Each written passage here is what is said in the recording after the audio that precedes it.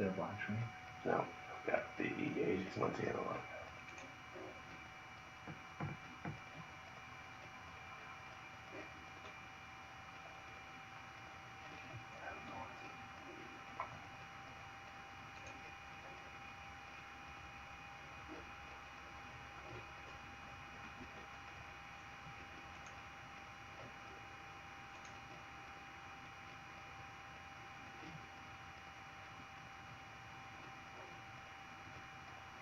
Is there another one? Can you click on the live page? Just go live. Okay. Oh, right there.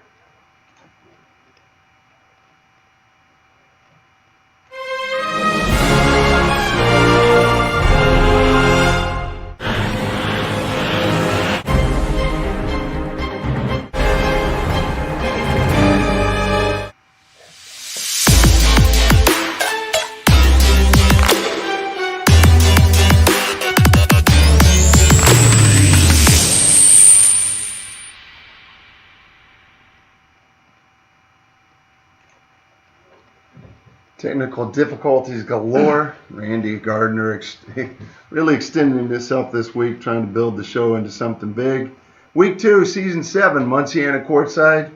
Mike Lingenfelter, Randy Gardner, producer Josh Collins. Now in the fold. We talked a little bit about last week. There wasn't any upsets, so no reason to kind of get into that on what happened last week. But we do have a lot of little things going on in the world with the quarantines and everything else and all that. We'll get into it a little bit later. But the COVID's still undefeated. Just want to let you know. It took down Noblesville and Delta tonight, so 2 more teams go down to COVID. Just keeping track, baby. I know.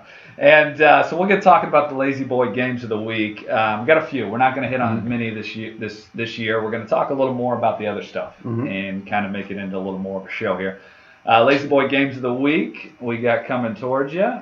Here's our little boom. Add a little bit to it, Mike. Don't you like? Jesus Christ. Go. And we got August 27th. We got LaPorte 5-1 versus Crown Point 4-0. Off to a good start. Crown Point's really good. That's a huge rivalry up north. I mean, you know, LaPorte has always been good. Crown Point, I think, has had their way over the last couple of years once Penn started to drop off a little. I like Crown Point in that game. I think it'll be fun, though. Yep. If they get to play it, I think it's going to be fun. You Yep. know, we need games like that this time of year to give us some kind of feel for the season. It's an odd season, you know. And in our area, all the rivalry matches have been kind of negated by COVID. It'd be really nice to see a rivalry match go off just to give us something to be excited about. Yep. Then we got, on that same evening, we got Brebeuf 5-2 off to a good start this year. A couple losses, but to really good teams versus Heritage Christian, which is off to a 5-0 start. You know, a lot of really good underrated athletes in that game. You know, Colvin obviously gets hers. I mean, she's dynamite. But there's some kids, you know, Snyder and Phillips, and you know, Brebeuf has a handful of kids that can just flat out play well coached. That'll be a great match. You know, I think that Heritage Christian right now has probably got a little too much for Brebeuf, but that'll be an interesting one to watch. Yep. It'll be interesting. August 29th is Saturday. There's a big game. You've been talking a little bit with Jason about this. He's going to be heading down to play Providence, but it will be at Floyd Central from what you kind of heard. It's a tri-match. Floyd Central, Providence, HSE. Played at Providence. You know, I'd really hype it up just so you guys could go out and get tickets and watch the game. But, you know, I think that you can Periscope it or find it somewhere, I'm sure. That'll be the best game in the state this week, bar none. You know, HSE really would have been much more tested this time of year than what they are just because of COVID. You know, they haven't had matches. Providence has had a few, you know, and Providence is doing some nice things. I think Providence is, you know, other than Fishers, when you talk about sectionals, Providence is the biggest hurdle for Jason Young and the Hamilton Southeastern Royals. Yeah. This will be a good indicator early season of where people are at, but you know it doesn't really matter. It doesn't really matter at this point because God only knows how the season's going to play, the ebb and flow, who gets sick, who gets quarantined, who doesn't. I mean, there's a lot of things, but once again, much like the Crown Point LaPorte game, I just want to watch. I want to see good volleyball. I want people excited about the game. not about the pandemic. I am sick of the pandemic. At some point, we either shut everything down and everybody go to their closets for 4 more months, or we put our heads down and barrel through it. I'm just telling you right now, it is so inconsistent and so much uncertainty. I feel horrible for the kids. A match like that on any other year would have had us amped out of our minds. Mm-hmm. Now, you can't lie to me. You're wondering if it's going to go down. Yeah. And like you just talked about, how often would people got in a car and drove an hour and a half to go watch something like that? One of us would have been. Yeah. And I mean, that's what's the crazy thing about it is you're just missing out on all those games. Just like you were just talking about, Fishers had their senior night. Nobody can go watch their senior night. Yeah, seniors night before September. Yeah. And like you just talked about, it's a good night for those guys, but we don't get to be there with them to watch. It sends kind of a Grim Reaper message to everybody involved that, I think that, we got too much negativity. We need to win every day. We need to come out and find something to be positive about every single day. Don't watch the news. Turn off your notifications. Get your nose out of your phone, the weapon of mass distraction. And just find something to be positive about. For those of you that are doom and gloom guys, the sun was out today. It was a beautiful day. Especially if you like Serengeti hot, which I do.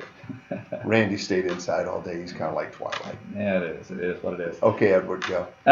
We're going to go ahead and get into the next portion. We're going to talk about Raymond James buying or selling. We're going to get into a little bit of it. And wanted to get some questions thrown out at you here. All right, right off the bat. Buying or selling? Do we finish the 2020 high school season? I'm buying that we do.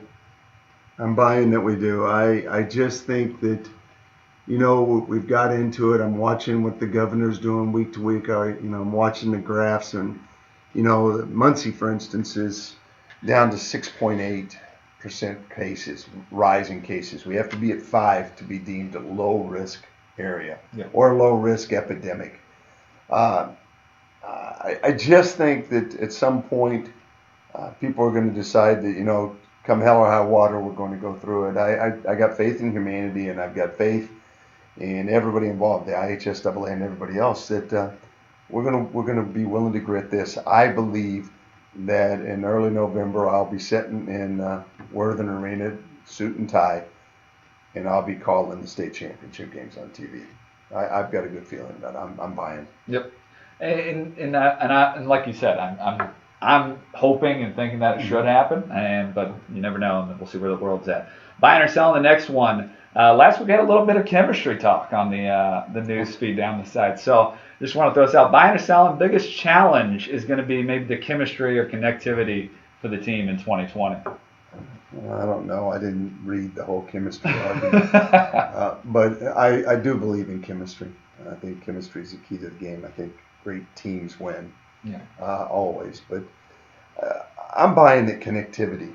I think that the stop-start, get them going, stop them, get them going, stop them. And it's not just your school. You keep in mind, Yorktown's been out for, it seems like a month. Mm-hmm. They get back, and who's to say that when they get back, their first match is against somebody, or the first 2 matches are against guys that are quarantined.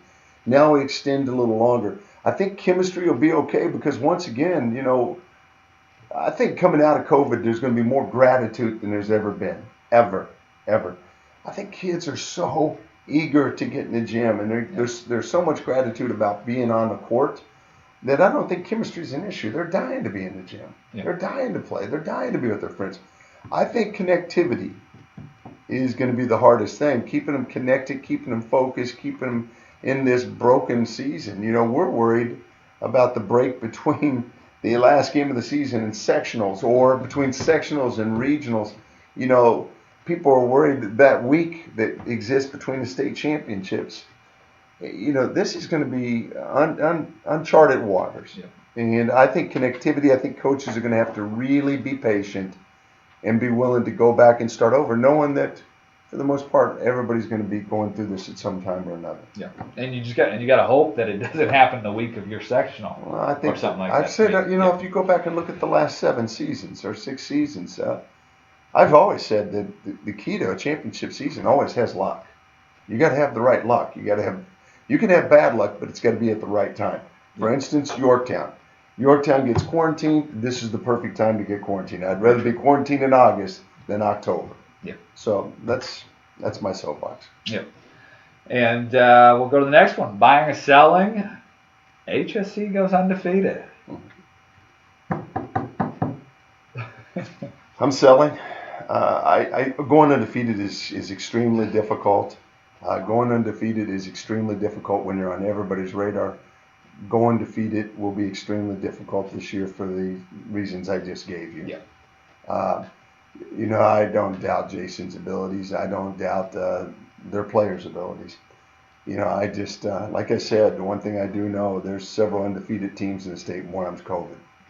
And COVID is constantly going to raise its head, not necessarily to his program, but to those programs around him, causing him holes in his schedule and opportunities to have big matches. For instance, if the Providence match doesn't go down, that is a huge loss for him from a growth standpoint, going into the season. I mean, you think about it. How many games will they have potentially at the end of the year if this keeps going? Yeah. Dwenger hasn't played a match yet. In Yorktown. In Yorktown, since people haven't played. Yeah. So I'm going to go against that really because of all the things that are stacked against it. But motivation, brother. I love you. There you go. The last one, getting into buying or selling, the IHSA practice rules 9-14 was updated the past couple days. Just on the 24th. Yeah. They got back with that. So you want me to talk about that, or 9-14? And for those that don't know, is the practice rule. If you miss 10 consecutive practices, you can't compete until you've gone through 6 complete practices. You can't get back on the floor. So even when a kid's cleared, they still have to go through 6 practices.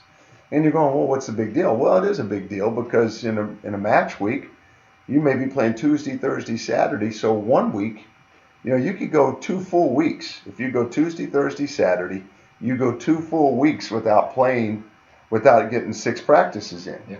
That kid would miss, for in this case, COVID, 14 days plus another 14 days.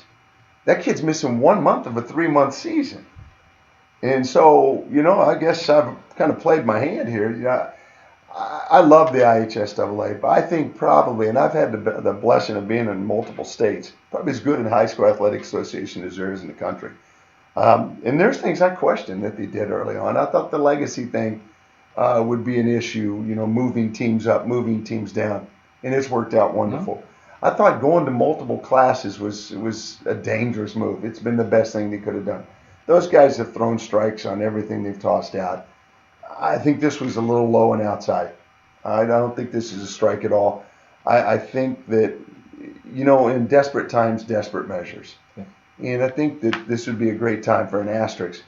I saw where Eric Beaumont, Mount Vernon's coach, took him to task in a Twitter thing the other night, complaining about a kid who missed 7 matches or something. But he also made it very clear, now if you fix it, it doesn't get that kid's season back. And really fixing it now is not real fair because there's been some people already punished. We might as well let it ride out. But I really sell there. I think that we're missing the boat on this one. I hate it. I'm sure there's a reason for it. And whenever there's a rule, there's rule breakers.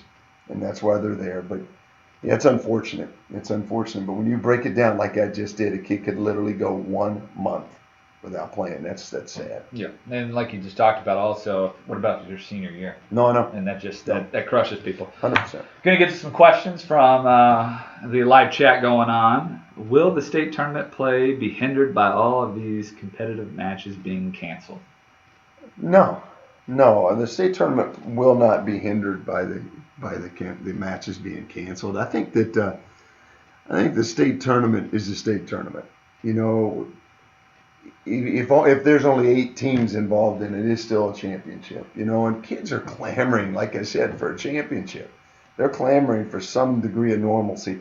I think the teams, the play level may not be as good. The consistency of the players may not be as good. The conditioning of the players may not be as good. But the bottom line, it's a state championship, and I think that holds its own. Yeah. Good question, though. Yep. All right, we're going to get in our next portion here, and we are going to get to the Mermaid Pools players to watch. So we're going to get a rundown here. We got 5 more again this week, just like we've done last week. We'll go ahead and talk about it. You want to go ahead and get started with our Avon outside? Hey, Mesh. Going to Georgia. I first saw her, I guess she was a freshman, and she could play, man. The live arm, cannon kid, almost 500 kills on the season. An Avon team that has a little depth. I mean, they move the ball around a little bit. She is absolutely a stud. Yeah.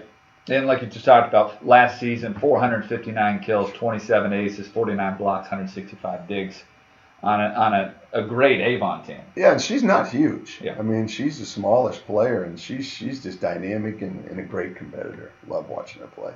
Yep. Go ahead and get started with the next one. Competitor. It was my segue. Ellie Stinson. Ellie Stinson is the most complete player in the state of Indiana, inch for inch. Yeah. She's 5 foot nothing, but I tell you what, she is a fireball. She's as good a ball handler as there is in the state, as good a defender as there is in the state, solid server, but she has to hit for a Yorktown team that is all 5 foot something. Yeah. And she's a great competitor. She had almost 250 kills last year. She'll have over 300 if they ever get to play this year. She is a kid that, the more COVID's rolling, the more she's going to be fired up to play. The more they get told no, the more she's going to want to be on the floor. Ellie Stinson heading to Northwestern is as good as he gets. Yeah. Like you said, 234 kills last year, 28 aces, 14 blocks, 359 digs. Third on the list? Bailey Demir. Strong setter. It's an interesting year. The last couple of years we've had nothing but setters.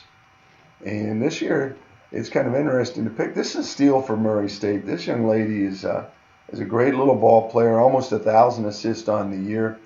She's down in the South, so we don't talk about it as much and doesn't get as much publicity, but she's as good as any player in the state. Yeah. She had 90 kills, 27 aces, 27 blocks, 141 digs, and 877 assists.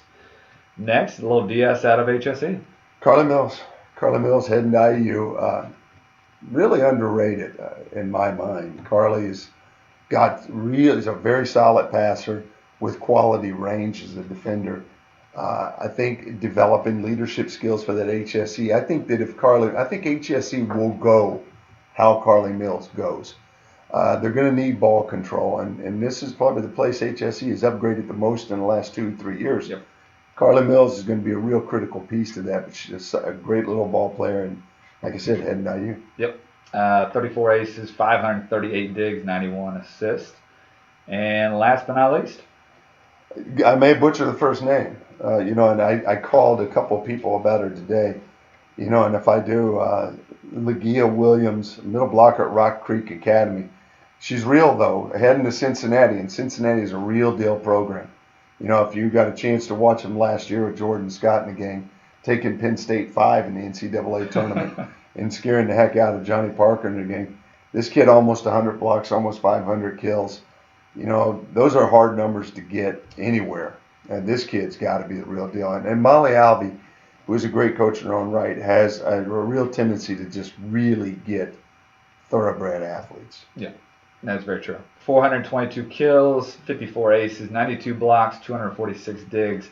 The 92 blocks is actually the second highest. When she was a sophomore, she had like 140 something. So she's really we got to find Rock Creek Academy. I'd like to see what they're all about. Yeah.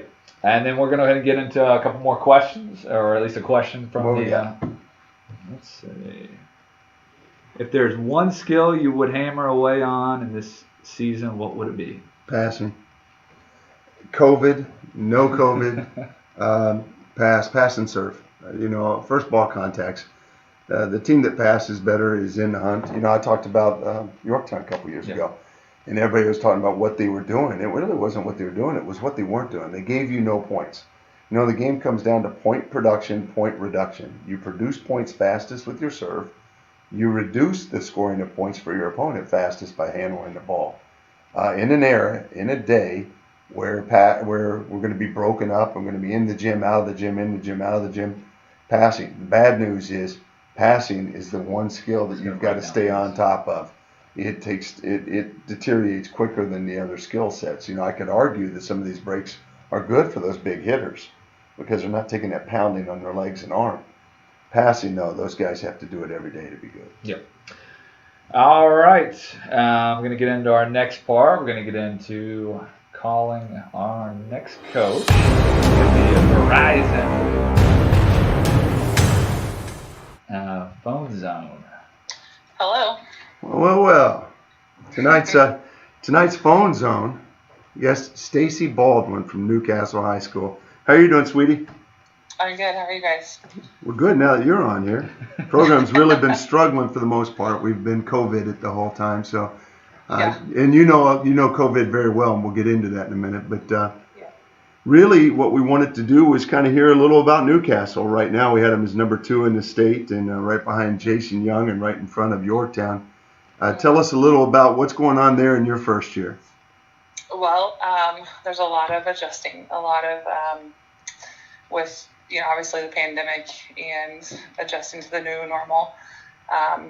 We've been hit with some quarantines and things like that. So it's what we thought was beginning to be our normal quickly got changed. And so just them learning me learning them a little bit has been kicked into overdrive and then paused and then kicked back into overdrive. So it's just a lot of learning and adjusting and being super flexible right now. What surprised you the most there? Or who? The Bailey Cox, I think, would be I know she's a great player and everybody knows her for her skill and things that she's done, but she's a phenomenal leader. And I think that Awesome. If COVID has been a blessing to anybody, I think it's been Bailey, because she has kind of re-fallen in love with the game of volleyball and has learned to appreciate the game a little bit more. And she has a desire to be great. And I think that she's always wanted to be good, but now she desires it. And I think her leadership is off the charts, and she's 100% our thermostat in the gym. And it's something that's really, really nice to have as a coach. Well, I've said all the whole time, and maybe even to you, I thought that COVID's going to be a sink or swim proposition. Mm-hmm. With kids, I think that either some kids are just going to really just kind of lose that fire, and other are just going to become immersed in it. Mm-hmm. And I noticed this summer that Bailey was a different animal. I said that too during camps, and that's interesting that you said that. Biggest threat to you guys? What do you got to do? What do you got to do to win a state championship? Pass the ball. I mean, I would put our 2 middles up against any in the state. We can live out of the middle if we can pass the ball. So, we've been working on some insurance policies of swinging, those kids on the pins and figuring out how to run some different things offensively. But we pass the ball. I think I'd take our middles and our offense any day. So that's a big focus for us right now. You could argue, offensively, you and HSE, best 2 offensive teams in the state of Indiana, physicality-wise. He's got 2 very good middles. I'm not so sure your 2 middles aren't better. Mm-hmm. But it would be a really interesting battle. And then you throw Mabry Shaftmaster into the mix. Yeah, who's got probably the most live arm in the state of Indiana. If HSE and Newcastle ever occurs, it'll be a showdown. Yeah, but absolutely. Okay, quick question for you. Mm-hmm. Club championship, national championship as a player, national championship as a coach, state championship as a player. What's missing? State championship as a coach. And so that's your Mount Rushmore element. There's, I was trying to do some research. That number is so finite. There's not many people that could claim those 4 titles. I don't know how aware you are of that. You would be in less than 1% of the population of volleyball. Yeah. I mean, that's pretty unreal. Positive that Steph Bloom might be the only other person. Steph Bloom is not coached. Steph Bloom has not coached a national championship in club. That's correct. That is correct. So, I'll make sure to point that out to her next time I talk to her. I'm going to try to get her a guest next week, and I'll let her know that that's on there. But how important is that to you?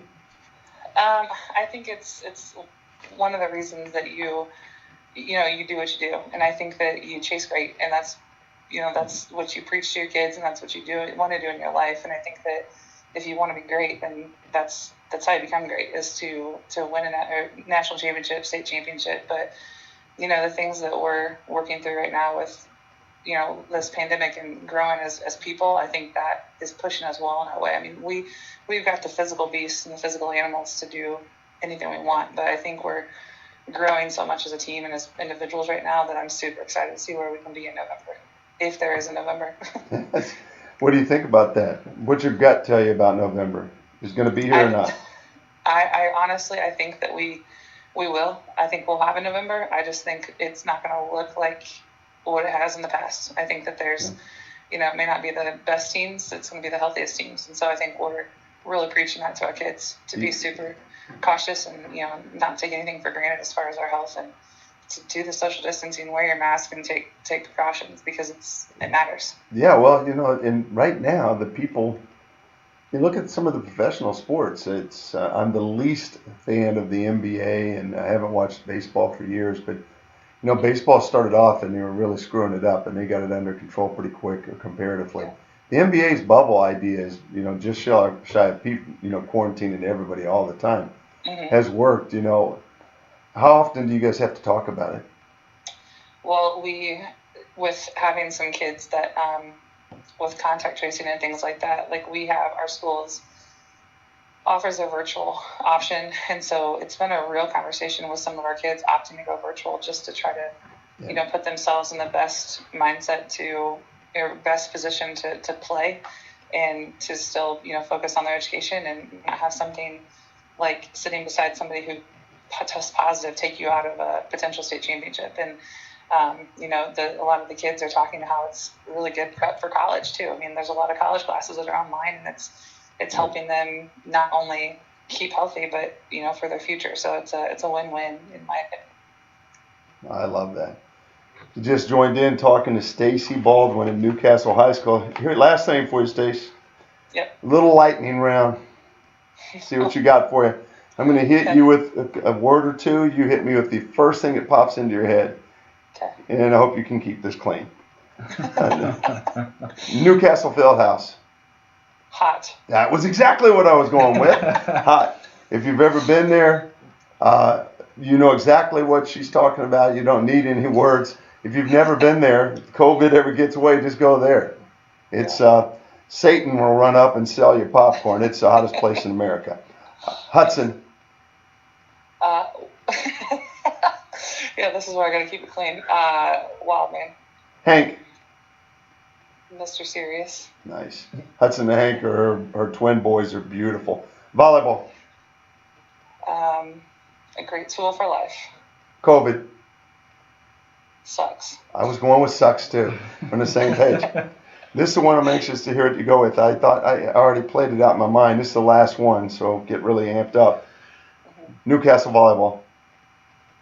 Life-changing. Nice. I thought for sure you're going to go state champions. Life-changing shows you've grown up. Too. You've grown up a lot from that little girl in the swimming pool in Orlando. I'll let Stu Peck know that. There you go. Well, Stacy, thank you very much, sweetie, and we'll talk. Okay. See you, Thank you, guys. See you, babe. See ya. Bye. Bye-bye. Wow. And there you have it, Stace Baldwin. A little bit of frustration with COVID, but really positive. Yeah. And she thinks that we'll get through it as well. I loved her comment. I think we'll get through it, but it'll look different. Yeah. And I think that's critical. And one thing I did like was the positive thing she did take with college classes, that it kind of gets them ready for the next thing, because there are a lot of college classes you take where 100%. you're not in the classroom. So, I never really thought about that. That was a great little piece. 100%. All right, going to get to our next portion here. Good old here, Munciana.com rankings. We'll go ahead. We got a few honorable mentions. Yeah. If you want to hit on any of those guys. Well, we talked a little about Brebeuf and Heritage Christian, both on the edge. Heritage Christian undefeated. Brebeuf, I think it's going to be really good before the end of the season. Like I said, they're 5-2. They lost to Carmel, who I think is a good team. They lost to Providence, who I think is a great team. Heritage Christian still rolling. Bar Reeve undefeated as usual. Yeah. And that's what Bar Reeve does. And I think that we talk about the South. They're one of the guys that doesn't always get what they deserve. They're going to go 33-3 possibly. Mm-hmm. They win, man. That's all they do. All right, number 10. Carmel, I just talked about them being one of Buff's 2 losses. They got 2 losses. They lost twice last week. You know, it's hard to beat down a team that lost twice. You know, they lose to Fishers, they lose to HSE, two of the best teams in the state of Indiana. You know, and you look at it and you're going, how do they stay up there when they lose twice? Well, no one else in the state played last week. You know, COVID, you kick and tell and taking names. It is. And but those are great losses. Yeah. You know, beating Brebeuf and beating Warsaw are 2 good wins. So Carmel's still 10, and I like them. Ella Bostic anchors that squad, and as she dishes it, they go. Yep. So I like that team. All right, going to talk about number 9, the bye week team. It's like a lifetime bye. You know, these guys evidently were rolling out to go play last night, jacked up, excited to play the season opener. And Leo was coming to their place. That's it. JV and freshman both played, and Dwenger won both of those. Varsity found out they could not come because they didn't have enough players eligible to play. So they're going to try to reschedule that down the road. Which kind of goes back to the buy-sell portion on the rule. Yeah. You know, the rule is put in place to make sure that no one gained a competitive advantage. But the guys being punished now, not only are the guys that are in quarantine, but the guys that are supposed to play them. Yeah. Dwenger is number 9. Eva Hudson is as good as anybody in the state of Indiana, maybe one of the best players in the country. They're at number 9, and we will let you know as soon as we know anything about them if they're good or not. Yeah. But right now, they're my number 9. Yeah, and then also, like you said, what sucked, that wasn't even supposed to be the first game. The first game was actually Belmont, which was earlier. Yeah, another great game. Another great game. They got shut down. 2 rivalry games going. Yeah. All right, number 8. Brownsburg. You know, much like Carmel, they did take a little hit. They got beat by a good Crown Point team and a very good Munster team. You know, Crown Point is in our ratings, but you know they beat Cathedral, a team on the up. They beat Center Grove with all their guns. Yeah. You know, and so and that Center Grove team is a very good team. They're historically one of the best teams, and no one should know Center Grove more than Brownsburg. Yeah. Center Grove, we're talking the longest streak in the state for sectional wins. Correct. I mean, Center Grove and Avon are both up there. Crazy amount of years in a row where they've dominated, and might be the first time one of those guys get knocked off in a long, long time. I think it's over 20 years. Yeah, Brownsburg's not been able to crack that as much as I think they're a good team. Very good team. Yep. All right, number 7, slipping a little bit. He's slipping. I mean, down the rankings. You know, other than, you look at it, Chloe Chacon had an insane week. 34 kills against HSE. Comes back with a 39 kill, 52 swings, 39 kills, 2 errors. Errors. You say Chacon, I say unstoppable. 2 errors. Phenomenal what's going on. Yeah, they're 1 and 2. I wouldn't want to play him. No. I wouldn't want to play him because that kid goes off. Here's what I'll say. If she goes off, you could be in trouble. And I'm going to tell you, take away if, because she will go off. The kid is that good. Yep. And legitimate. I was talking earlier tonight to a dear friend of mine, and he was talking about her. And Big Ten coach, won about 6 or 7 national championships, he figured out. And he was talking about just how dynamic this young lady is. This kid is as good as there is. Yep. All right, going to talk about top 5. Actually, 6. 6, sorry. Crown Point 6-0, 4-0 right now. They took down Brownsburg. They took down Munster. Those are 2 really big wins because Munster is a team that you could put, if they weren't 3-3 right now, up and down, you could put in your honorable mention. Yep. Crown Point is very well coached and always has great athletes. Last year we kept an eye on them. We thought maybe that would be their year, and maybe this is it. Yep. I mean, and they lost a little bit last year. Yep. Last sister left the nest. She headed up to Purdue, and they had to do a little rebuilding this year, which they have. Number 5. Fishers. Fishers moves up. They're undefeated. Good win against Carmel. A war against McCutcheon. Yep. Went 5. And I know people are going to judge that. I'm telling you, they're the real deal. They're the real deal. McCutcheon's big time. Carmel is good. They beat the Chittard and Lawrence Central, 2 solid teams. Fisher's 4-0 right out of the gate. They're a team that suffered a little because of the COVID thing. They've got guys going to quarantine. Yeah. And so, they're not. That's the only ding in their season right now is that. Yep. But that team is well set with Cam Hayworth. Jada Allen had an insanely good match against McCutcheon. That's a good team with Christensen and the likes, Vickers. They're going to be tough to deal with right now. They're my number 5. Yeah, and just like you talked about with Fisher, the good thing is this year we're talking about him going up the ladder very quickly. Last year, kind of started off out of the gate stumbling. Yeah, they did. So it's good to see that. Number 4? Providence. That match moving to Floyd Central will at least allow some people to be in the stands. Providence needs fans in the stands, especially when they play HSE. Floyd Central's a rival. Providence best fan base in Indiana. That's one of the things you hate about these things because those guys travel and they're good. Providence 3-0, took down Brebeuf, Warsaw, Trinity Lutheran, very very good team down in that part of the country. I'm not sure Providence isn't the best team in the state of Indiana. Yeah. I will tell you that chemistry-wise, and you guys told me there was a war on here about chemistry last week. One of the things that Providence does very well, Parika does very well, is she builds great dynamics and great culture and great chemistry. That's the story of Providence, and that's why they're my number 4. Yep. All right. Number 3? Well, once again, great segue. When I talk about dynamics and culture and legacy and Yorktown. Yorktown's one of those guys on a lifetime bye week. It's the longest season it never was right now for Steph Bloom and the gang. But this team's going to be hungry. I think that these guys, if they ever get out of the gate, Tiger may be the right term for them because I think these guys are going to come out really looking to eat. And I think a hungry Yorktown team could be dangerous. Mm-hmm. And they'll always play hard. They will always play harder and longer than most. They will always take care of the ball. They will always make you earn your points. They will always make you prove that you're the better team. I don't know how many games Yorktown has lost in the last 5 years. They've been beaten a couple of times, but they don't lose games. And, they're my 3 only because they haven't played. Yeah. They're dangerous. These top 4 teams could all complain about being 1. Very true. All right, number 2. Newcastle, big time in Yorktown right now because they have played a match. The opening day. One match to beat Center Grove on opening day, and Center Grove's, I'm out for the next 2 weeks. Center Grove's best player wasn't allowed to play that day because she was in a pseudo quarantine, a mix-up. Goddamn quarantine. The whole COVID thing is making me nuts. But, I look at Newcastle. I've always said Newcastle is the best team in the state until they get beat. These 2 coaches, Baldwin and Young, are probably the 2 on the biggest hot seats. Baldwin because Newcastle's won about 50 straight state championships on a huge run, longest run in the state.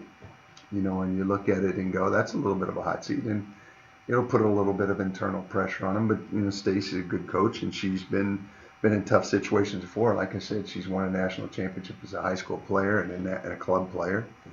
Coached a national championship as a club coach, and she's hungry. I thought she answered my questions absolutely perfect, but getting that last piece of the puzzle is very important to her.